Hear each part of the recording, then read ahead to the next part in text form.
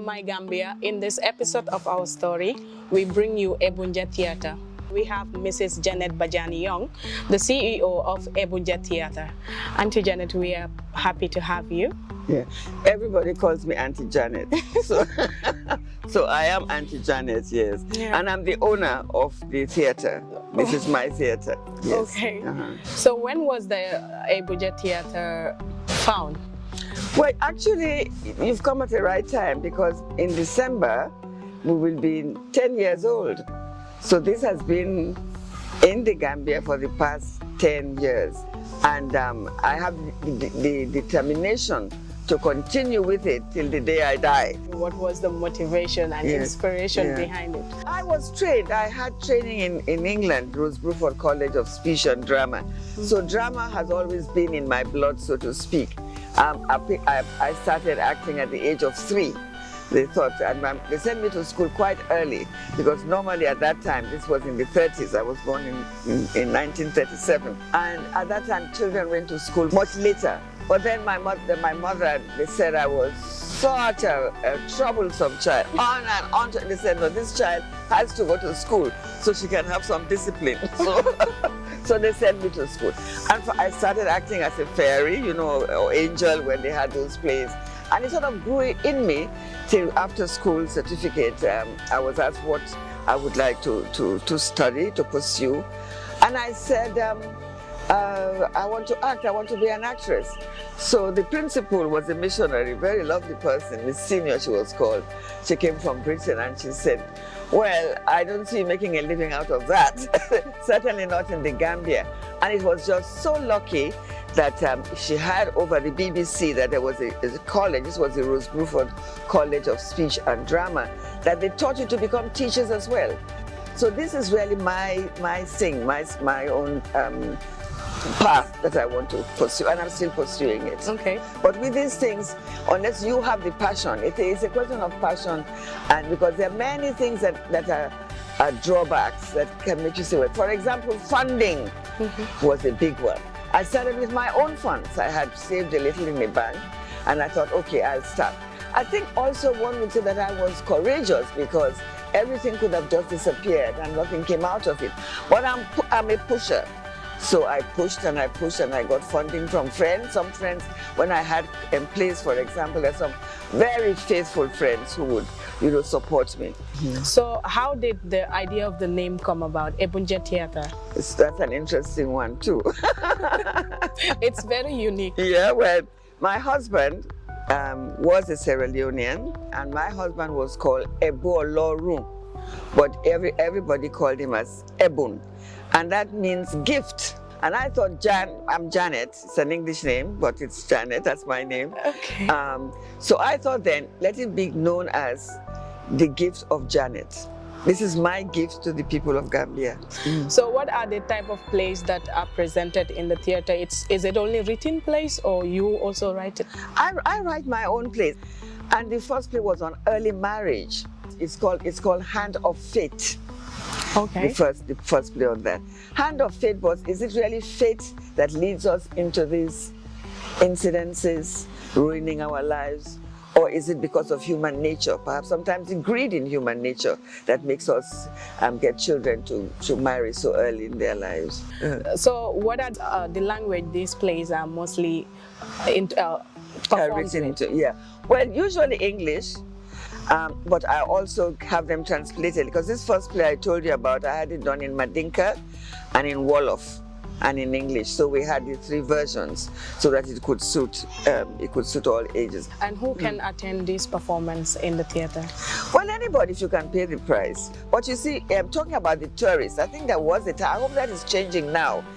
Because we would get these plays and say to them, to the hotels, send your tourists to us. No, they were more, what they would do is they got the tourists to pay for the full amount, so they couldn't go out. So you have somebody come and do a show. And often I don't think those shows are meaningful at all. They dance some crazy dance and they sing some crazy things. And the tourists are, it is not that good.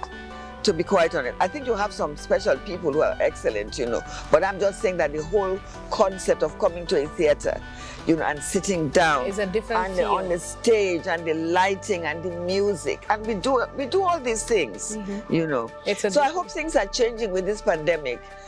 You never know. Tourists might now be free to come out and see shows. Yeah. Surely. So where can visitors coming to the Gambia get list of your upcoming shows? And if they look at Facebook, and sometimes if we know that tourists are coming, we prepare something. We did once prepare. We called it the Circle of Life in the Gambia, and that was very popular. Because what we did was we went from birth to death, how we celebrate, how we mourn. Wow. And with music and with dancing and all that. And we chose different tribes. So what would you highlight as the importance of drama in the society? Particularly in our society where the literacy level is not that great, all right? And I think even if it was great, sometimes you need to see these issues on stage. It's like you're highlighting it, and they can then look at it and see what can be done, what action can be done, either to change that particular problem or to make it easier for people. Because people sometimes just think of theater as just going there for entertainment. I think I look on it as a place where you can share ideas and you can pinpoint social issues and start a discussion on it, on what can be done to really eradicate any kind of deficiencies that we have. And I think more especially in schools, this is why I'm really trying to get my direction into the schools, right? School children need to act out things. They need to appreciate literature, words, emotions. Talking about the school, that brings me to the question about The Lion and the Jewel, which will be in the theater next month. So why was it chosen?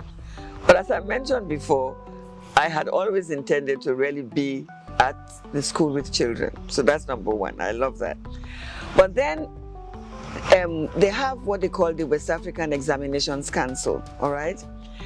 And they have a syllabus in which is included literature in English that qualified. I think they choose the text to put in the school curriculum. And the children, unlike other countries, for example, if you do a Shakespeare play, in any school you go to in England, they would have seen a Shakespeare play on stage. They would have seen a film on it. Plays are meant to be acted, not to be read. You see, so we give them the opportunity for them to come and see the actual production, the actual play, how it evolves. It is about the culture of the fool versus another culture. Because this was during the time of independence, when they thought, okay, the British were there, and they tried to instill their culture, their way of life into the African people. In fact, some of us would dress like them, wear ridiculous clothes, and and thinking of the temperature in our country, because we wanted to be like them. But we had our own culture, with beautiful, full of wise sayings, elegant. There is a lot of conflict in the play between this young schoolmaster and the village chief. The village chief wanted to keep everything to the culture. Okay. And the schoolmaster wanted to be like the British. You see, so there's a conflict there. Do we want that? And then you have the beautiful girl. Then we talk about beauty also. Sometimes the power beauty has on other people. So is that a good thing or is it a bad thing? These are all things that are explained in the play.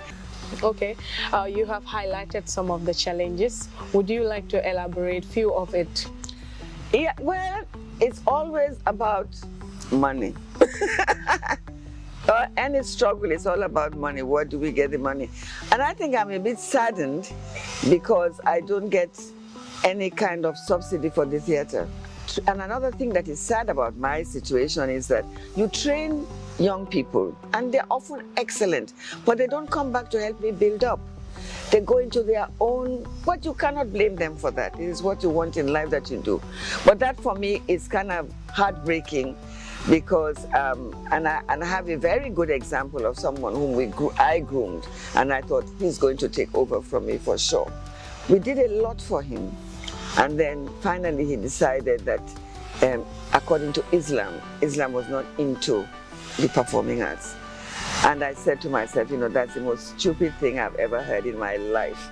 Allah is, we all worship the same God. Our God is a creative God. He creates. Look at the environment. But I'm not giving up. I am not giving up. So in the near future, where do you want to see this theatre? Well, I think if this plan I have now to deal more with the schools is a good idea. In fact, I think so, because I did a project I wrote a play on the illegal immigration to different countries.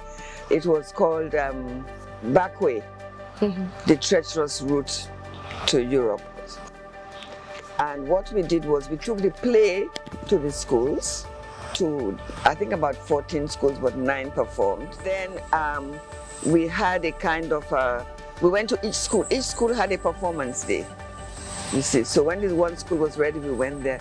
And you should have seen, in fact, the poster shows you, I have it in one of the posters, where the children, they were so engrossed and they were acting, and you know, it became a reality. We are hoping that that kind of play will deter them when they see the struggle to get into Europe. If I can do that, then my goal in life would have been reached. And what would your message be to the world? What I want to see happen in the world is, particularly in countries like ours, for us to develop the arts in the truest sense, because I think most of the time we do a lot of copying. I think we can find our own way, our own light, our own beauty, and there's nothing more beautiful than the language. And I think we should appreciate what we have and share it with the world, because the world shares with us too. Okay, thank you very much, Auntie Janet. The Lion and the Jewel will be in the theatre in June every weekend. If you want to see the Lion and the Jewel, on the 4th will be the gala performance, and then the rest of the weekends will be for students, but everyone else is also welcome to see the live play of The Lion and the Jewel. It's a very famous African play that won a Nobel Prize. Thank you. This was my Gambia.